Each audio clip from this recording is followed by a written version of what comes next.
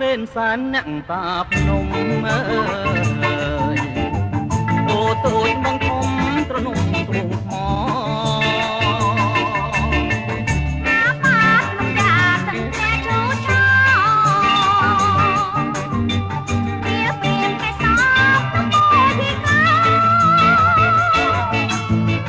ក្រុងទេពនិមិត្តដួងចិត្តបៃលិន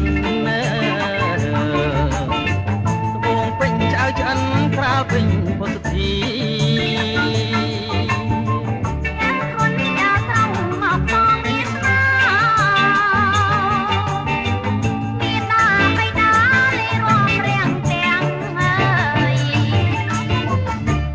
បៃលិន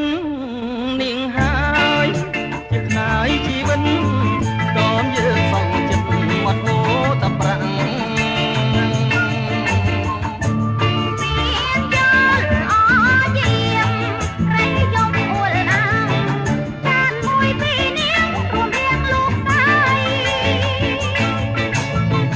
ស្រាប់តែថ្ងៃនេះបាត់អូនពីខ្ទមអើយនំយ៉ាជាស្គមយំរកចរណៃស្ពានយល់ដាច់ខ្សែគង់ខ្សែរីរៃប្រហែលចរណៃមានថ្មីទៀតហើយ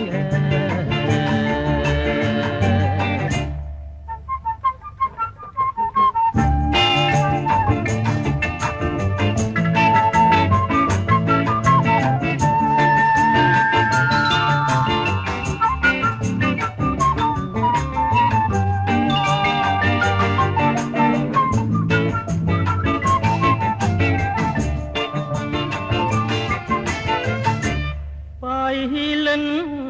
នាងហើយជាថ្នាយជីវិតតមយើងសងចិត្តមាត់ហូរតប្រាំង